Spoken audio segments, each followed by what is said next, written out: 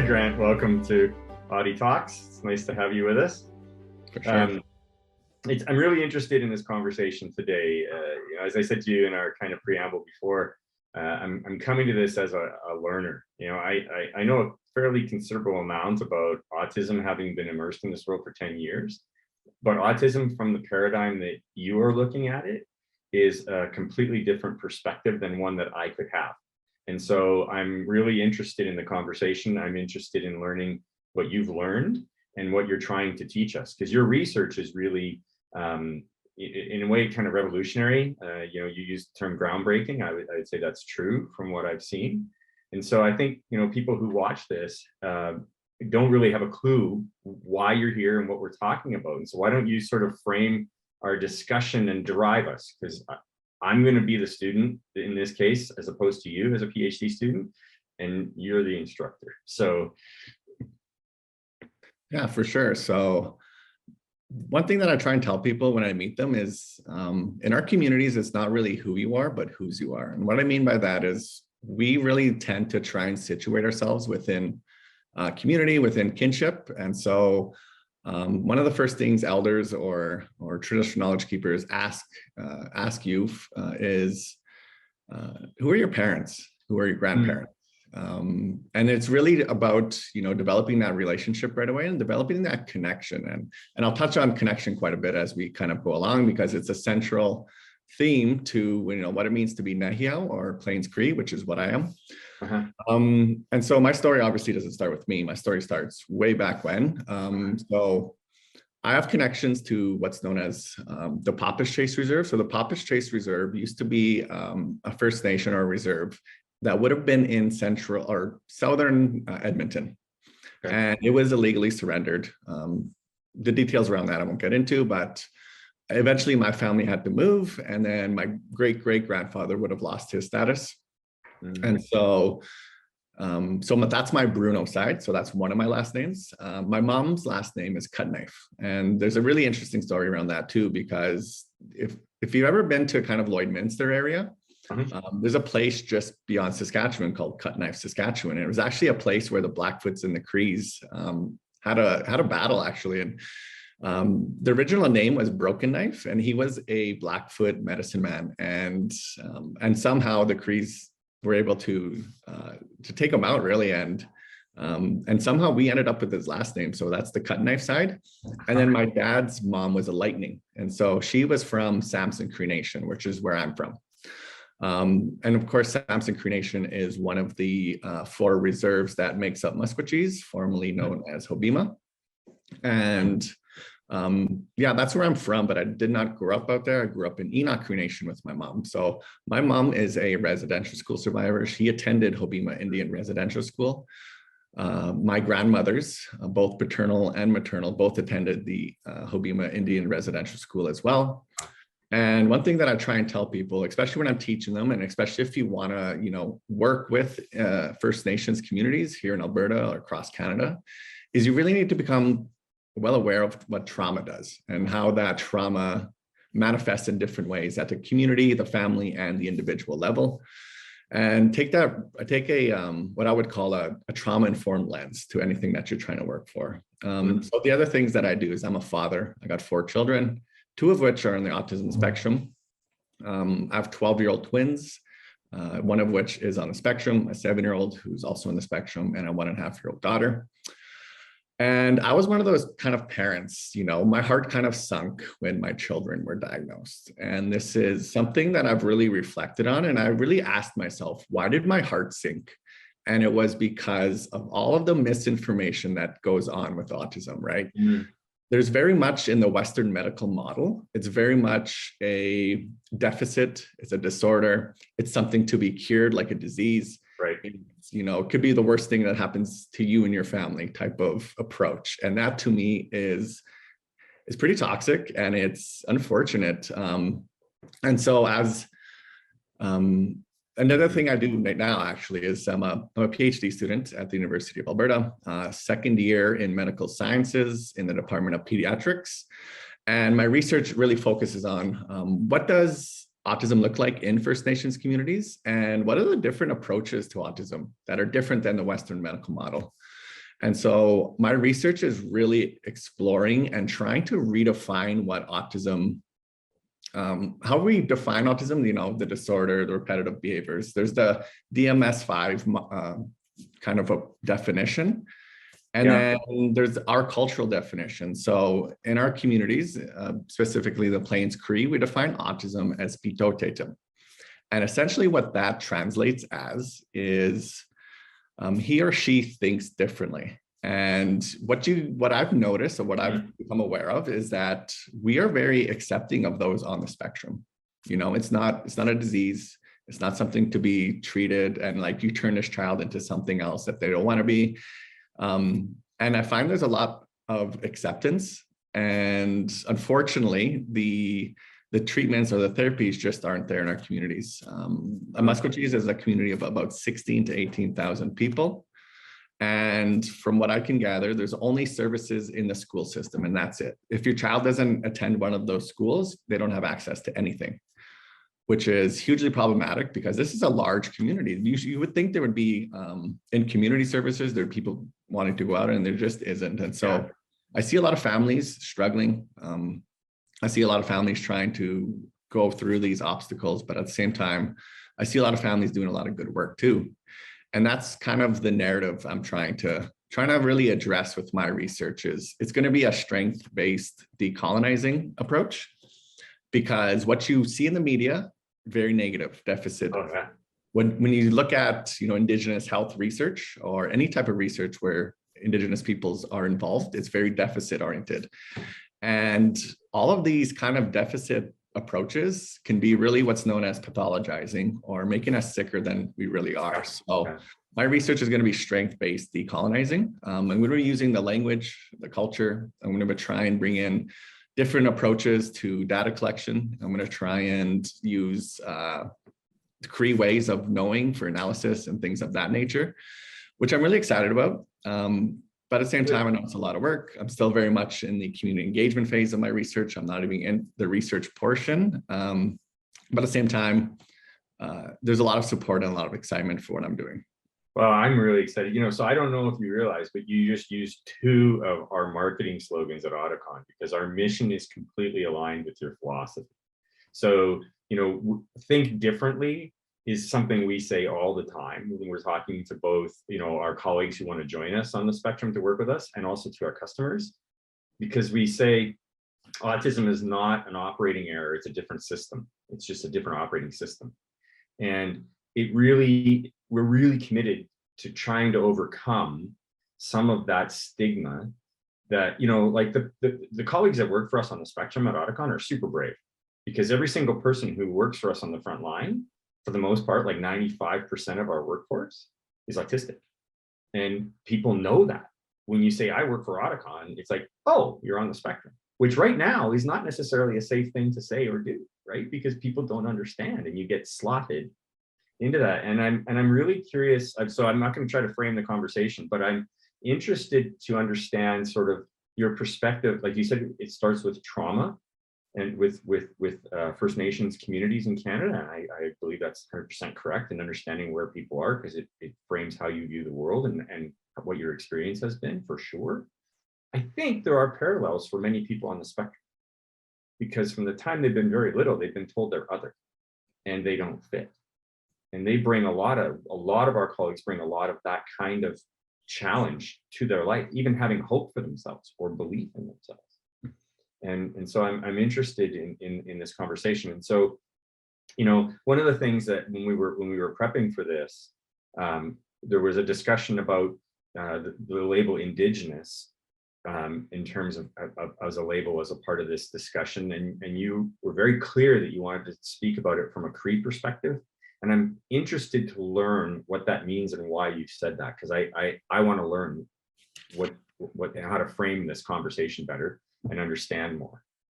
Yeah, for sure. So when it comes to terminology, one thing that I try and tell people is the term Indigenous is a very convenient term, right? So if I'm writing about broadly Indigenous peoples, I'll use it.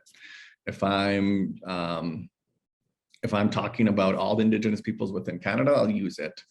But I think the better approach, the approach that's going to get you those better relationships is trying to be as specific as you can. So I really don't identify as Indigenous. I don't go to meetings where I'm like, hey, I'm Grant, I'm an Indigenous person. If people do that, that's actually kind of a red flag, because that means that they're taking this term and they're saying that I'm Indigenous, but they don't have any community or kinship to back it up. Exactly. Like that's the situation I was mentioning with my family, like, because, you know, culturally and contextually removed, but ethnically from that experience. Right. And so, but with no real connection to community. So there's no belonging. Yeah. And that's the hard part about this. It gets very complex very quick. A lot of our cultures are fractured, right? So we had the residential school system come in and take our languages, take our kinship, take our culture, and pretty much wipe it out for an entire generation, right? You know, I'm talking about like 100,000 children who went home speaking English when they left, and they were speaking their Indigenous language when they went and they first started going to these schools. And so I'm really big on making sure that if you have those kind of, if you have that kind of history, go out and explore it. That's totally fine. It's totally okay if you said, you know, my grandmother went to residential school and eventually the culture just wasn't passed on. That's what happened in my experience.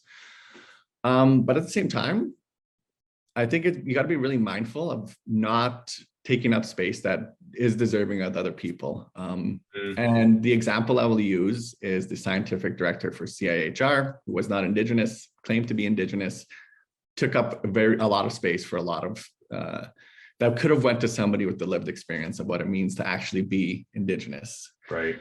And unfortunately, that happens too much. Don't get me wrong, there's nothing wrong with having Indigenous ancestry and being proud of that. It's a whole nother thing if you're claiming to be Indigenous and trying to, you know, taking opportunities from people, right?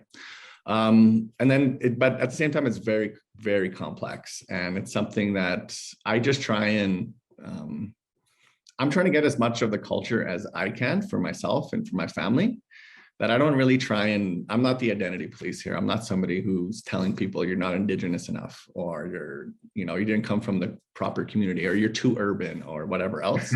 Right. I think indigeneity is very broad, like a spectrum, you know, and it's very complex too. And each is very contextual and very individual. 100%. So I'm very curious about how that perspective and the perspective you brought before, like what differences you're finding in terms of how autism is reflected in the community, embraced, not embraced. What can we learn from your research and your lived experience so far that we probably aren't aware of? Yeah, so one thing that I'm learning, so before I was in like doing autism research, I did a lot of research in Indigenous health, specifically around maternal health, and looking at, you know, how do men support women in community? How do healthcare providers support pregnancies in community? And what I'm learning is exactly what you touched on earlier. There are so many parallels, right? There's so many parallels between the way that the state approaches Indigenous people in Canada and the way the state approaches autistic people in Canada. And you're right. If I were to go to an Indigenous health conference, let's say in the 1980s, I would feel othered. I would feel like, you know, this conference isn't for me.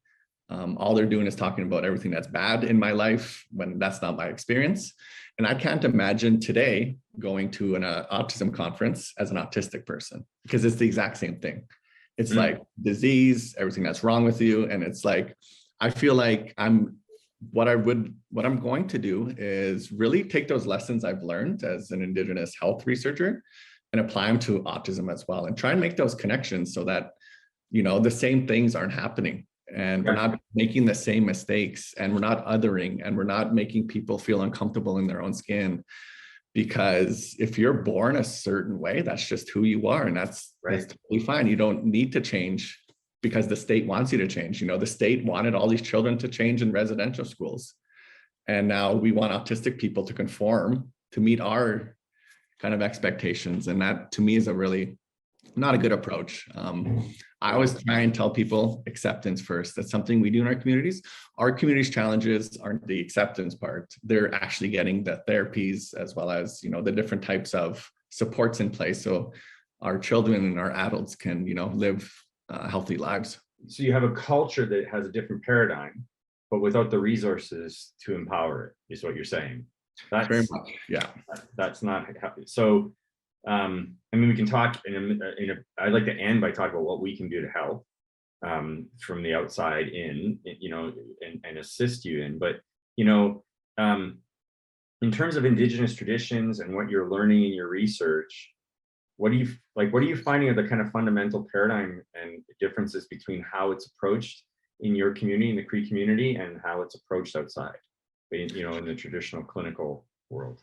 Yeah, so I had a really good conversation with an elder last fall, and this elder was talking about how we would have traditionally seen autism as a gift, as something to be celebrated, as something to be embraced, because that ability to see the world in a very different way is, you know, it's very unique. It's something that, you know, my children have taught me to look at the world in a different way because my children they're very literal, which, and you know, their humor is, I love the humor. Yeah. I love the way that they approach life. I love the way that they just interact with people. And it's, to me, I fully believe, and I said this quite a bit in other interviews, but I think autism is like an adventure to be embraced, right?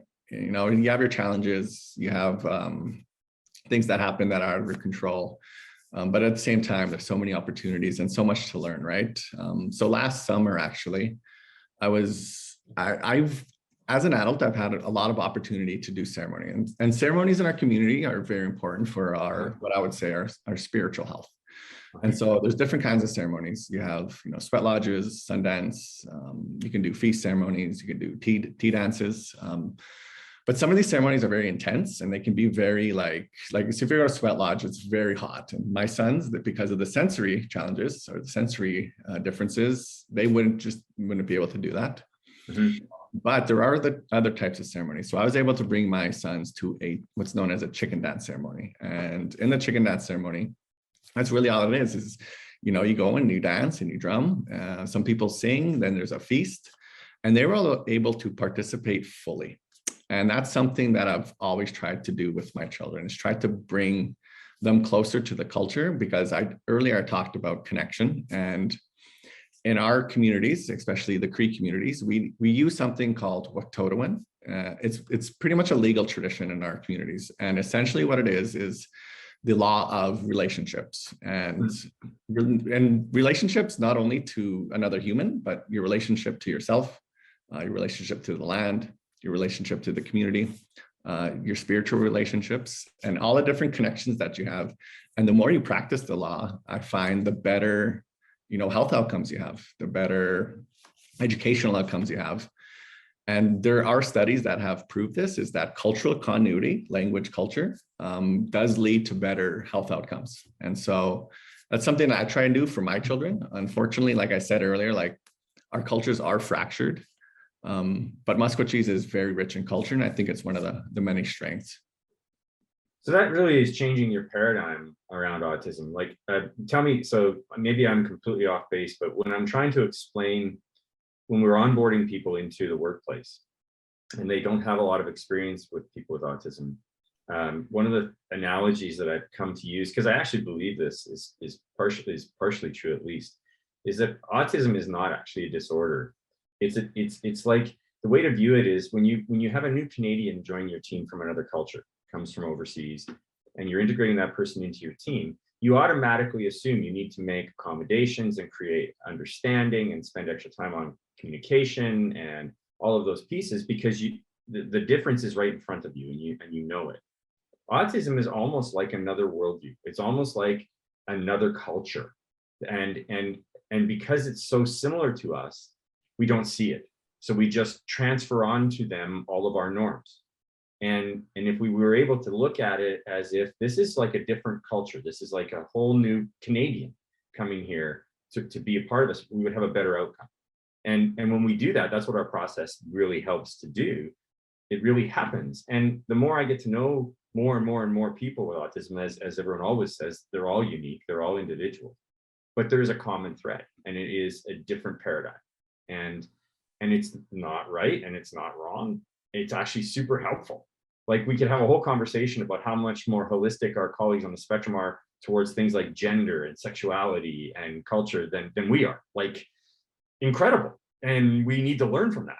But nobody would even know that if you didn't have the vehicle for communication back and forth. So I'm interested if there's if what, because I think what you're saying is very similar to what our lived experience of this is, but it's unknown, and it's very hard to get people to have that light bulb aha moment to have them come to understand this. But you know, am I on path here? I would agree myself, and this is just my kind of own personal opinion, is that there is the worldview, the way I call it, like the lens, right? The lens that they see the world is much different than what I do. For example, they can get overstimulated, right? And so that part of their lens, so to speak, is way different than me. Although I would argue that I can get overstimulated too. It happens Oh, for sure. way more than I like to admit. And then the other thing I wanted just to add to that is, you know, we often talk about neurodiversity now, right? It's kind of one of those buzzwords. People say that neurodiversity started in the 1990s and, like, you know, it's a very neutral term, which is true. Our communities, our Cree community for sure, has been practicing neurodiversity for hundreds of years, right? We have tried to take a very neutral approach to those that are different than us. And you can see this with the two-spirited community. You can see this with the autism community. You can see this with just people that are different than you. And that neutral approach, I think, is very healthy. It's, you know, they're not better than me, but they're not worse than me. They're just different. And unfortunately, in the Western kind of worldview or the Western lens, like different means bad. And that difference means bad, really, it causes harm towards, you know, minorities, towards, you know, neurodiverse individuals, towards, I'd say women or people of different sexual orientation. And those are the kind of lessons that I'm trying to bring. And really just making sure that there's so much information and expertise and experience within our communities that is, you know, untapped. You know, people talk about climate change right now. I remember hearing about, you know, elders talking about climate change in the 1800s, saying the way that we're operating today is going to have huge implications later on. You know, they talked about how, you know, governments were going to start falling in 100 years. And unfortunately, because it's Indigenous knowledge, it's not taken as serious. Because it's Indigenous science, it's not taken in the same seriousness. And this is what we've led to, though. And so I'm not trying to overly romanticize, because there are a lot of different challenges within tradition that I don't agree with, but there's so much there to learn from. Interesting. So I guess the question I'm thinking is how, like, you're just at the very beginning of your research, and you've got, you know, but how do we take this? Like, once you have all the evidence gathered and you've put it into a language that the West can understand, how do we take that and cause kind of system change for the good? Because everything you're talking about will make things better for people with autism across the board. It will make the world better in general, but, you know, specifically with the lens of autism.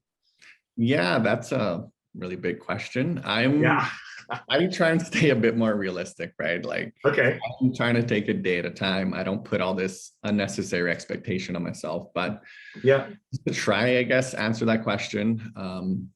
For me, it would just be, the most important thing is that my research reflects the wants and needs of the community. And I say this, and that seems like a really, like, kind of low standard, but once it does that, then you can share it with, you know, government officials, with policymakers, with decision makers, and then they can actually get a really, you know, relevant and clear idea of what's happening in our communities. And then from there, we can, of course, you know, disseminate all the knowledge that we want. But I think it's really important for people right across Canada, the world, is to keep that open mind, right? Because right now we are in the age of misinformation, and there's a lot of divisiveness. And unfortunately, this happens even within the autistic communities, as well as, you know, researchers. There's this idea around, you know, vaccines cause autism, and that misinformation is causing harm. And that kind of a misinformation is, you know, is pervasive. And so I'm hoping that my research just sheds a light on what a specific community experiences with autism. So that's Musqueam's. And then from there, who knows what's going to happen. Yeah, well, I keep thinking as you're talking, it goes back to what you started with, which is the power of community and connection and story. Because I think, for all the world that we've created with all this like connectivity around the planet, we actually don't have community anymore. We just have connections that we like and share and whatever. But that real person knowing piece, sadly, is missing for many humans in life, even though they have a veneer of it. And like, I guess telling your community's story to other communities, community at a time, will expand that community, and maybe that's how this change happens. And that's exactly it. Like through those connections, right? Through those relationships, through Wactotowin, that's how you get away from like the more superficial kind of connection, right? Social media or texting. Those are very superficial, where you're not actually really connecting. It's, something's happening, but it's not that. And really trying to make sure that you're connecting on a better level. And that's where I think I bring a lot of ceremony into my conversations. Is that's where the majority of my connection happens, right? Connections to other people, connections to myself, and stuff like that. And I try and do that not only within community, but I do it kind of everywhere I go now. One thing that I do with my supervisors, we have a check-in before each meeting, just to see how each other's doing. And they're not used to it. And then that's totally fine. But I try and make sure that I'm connecting with people on a better level than just, okay, here's our agenda. Let's do, done. And then we're out. No, it's like, we're going to connect, and then we're going to talk, and then we're going to connect some more. And that's kind of been my approach. And I do the same thing with my son. So every morning, actually, just on the floor over here, we actually smudge. And my son, my 7-year-old autistic son, he has very limited verbal. Okay. So he says 1 to 3 word sentences. He communicates, but it's not verbal, and it's definitely not something that we understand very often. So we smudge. So you can see the sweetgrass behind me. Yeah. We use sweetgrass, and then you see the feather as well. And then first we do a round of smudging, and then we pray out loud together. And we pass the feather around. And so when I pass it to him, he talks for like 2-3 minutes. I don't know what he's saying. I have no idea, but he sits there and he talks and he talks and he talks. I know the creator obviously understands what he's saying, but it's one of those times where I feel like, because he has that cultural connection, and he's connecting to me and connecting everybody else around, something else comes out of him. And that's something I really would love to share with all the autistic community, not just Indigenous. I think our ceremonies can be very powerful, and I think they should be, there's something I think everybody should at least experience once. Oh, I'd love to do that. And I think, actually, as you're talking, I know so many people for whom they have kids that are almost completely nonverbal, who've never had a connection like that with their child, that would love to have something like that. To the broader community, to the people listening, as in Canada and beyond, what can we do to make a meaningful connection between our world? Like, there's so many people, who are committed to the cause of autism, but they don't understand it within the Cree context or the First Nations context at all. So what would be practical things that would be helpful, as opposed to just sort of, veneer, that we could do to like I'm and first thing I thought of when he said veneer was like these land acknowledgements.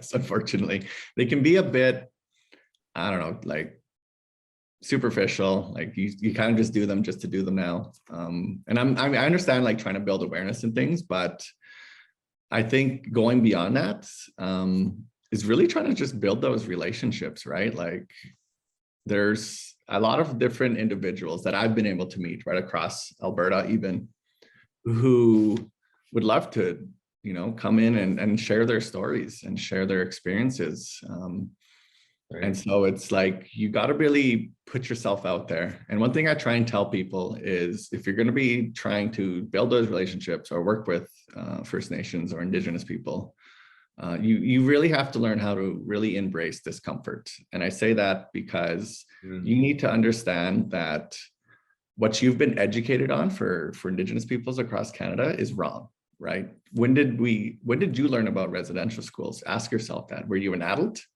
And why were you an adult when you learned about it? You know, the government obviously didn't want you to learn. Other things, like I call them colonial myths, right? Like we get our schools paid for, everybody. No, I don't. We don't pay taxes. I pay taxes. And these certain things that kind of are really pervasive and really justify, you know, negative attitudes towards Canada's or Indigenous peoples in Canada are really harmful. And then when you actually sit down and get to know us, it's your attitudes will change, because guess what? We are human, and we do need that connection as well. Like, and so thinking practically, I think that would be the best step, is just honestly, like critically and compassionately self-reflect on what's going on in your world, so that you can, you know, build better connections that aren't based on, you know, misinformation or lack of information, right? So a really good example for education-wise is the University of Alberta, the Faculty of Native Studies. They actually offer what's known as a MOOC, or a massive online course. And it takes you through the steps, and it's actually it's free. You can go do it, you know, probably over a few weeks if you want. And it has a lot of great information in there. And so those are the types of resources I often try and send people to, because a lot of people have that question, like, how do I support families better? Or how do I, you know, work in community? You start with yourself, and then after a while, then you can start looking for opportunities like that. Yeah, absolutely. Yeah, that's, you know, what you're saying is very, very true. And that takes a commitment beyond a statement. And it's that investment of time. And I just, as you were thinking, I was thinking everything you're saying applies to people with autism. It applies to people who, you know, two-spirited community. It applies to everything. It applies, once you make that connection, you overcome all of the stereotypes and we get rid of hate, you know, in a way. But it takes that choice. And especially when you're coming from a position of privilege, you have to recognize that, right? And you have to say, okay, I know where I'm coming from. I have to. Yeah, and a lot of people think about like privilege as this, like, oh, I'm not privileged. And I used to think that too, until I realized I am privileged. I'm neurotypical, I'm able-bodied, I'm a male, and those come with a lot of different privileges. But then the term, I think, that academics use is intersectionality. So yes, there's me being Cree, which has a different set of experiences. And so really trying to take a much more nuanced approach that really, you know, gets into the complex identities as well as experiences that everybody has, right? Like no one person is so privileged that they've never dealt with something that's, you know, traumatizing or something that's very difficult. But some people are dealing with it more than others. Yeah, and at different points of their lives where it has more or less impact as well. And if you start there, it's a different thing than if it happens to you eventually, right? So interesting. This has been fascinating, and there's so much more we could talk about. But I think I want to give you the last say. I want to tell you, I'm so keen on learning what the outcome of your research is, because it is going to think differently, and it is going to be that strength-based approach that we desperately are committed to with autism. But the fact, you know, in terms of intersectionality, here we go, because we've got this overlap, and culturally we can learn, and that changes us. And we're going to follow your journey. We'll have you back to chat when you're done. For sure. But yeah, anyway, what last word? Yeah, just one thing I try and tell people is that I'm just one person. I'm just one perspective. I'm just learning. I'm very early into this process. I'm sure a year from now, I'll watch this and be like, okay, I was wrong here. I was wrong there. Right. And this whole process is just me trying to grow essentially as a father. That was my main goal when I started my PhD. And that's what I kind of fall back on, right? Is like, is this making me a better father? And so that's one thing that I've always tried to bring to every conversation is like, will my sons be proud to watch this when they're a bit older? Will they, or will they kind of cringe? And they'll do both probably. And at the same time, like our communities do need support, right? Yeah. We can't do it on our own. It is our responsibility. Don't get me wrong, we have to take the lead on it, but we need as much support from organizations such as yours from, different nonprofits and governments. And so I'm a firm believer in that the solutions are there. It's just a matter of just trying to, find practical and pragmatic ways of getting there. Right. Yeah, well, let's do that. Let's take this as the foundation of a community connection and see where we go. I mean, we're neighbors and we're involved in the same cause. So I'm looking forward to that for sure. We're going to figure out some way to act on your suggestion around ceremony and connection for sure. But I have to tell you, I've done a lot of these interviews. I've never come away with feeling so positive about something as I am about because it is rooted in everything that we live every day. The need for real relationship with people, the need to really get to know each human individually, and the need to give them that runway. Like we always say, our colleagues don't actually need help, they need opportunity. And they need opportunity in a way that fits them. And if we did that for everyone, this is what our customers come back and tell us all the time, all your practices and stuff, we want them for everybody because they benefit everybody. It's like, yeah, of course they do, because this is a human-centered approach. And if we are human-centered, you get a different outcome than if you're just outcome-centered. Mm-hmm. So, but yeah, great to meet you. Yes, you too. Thank you for today. Yeah.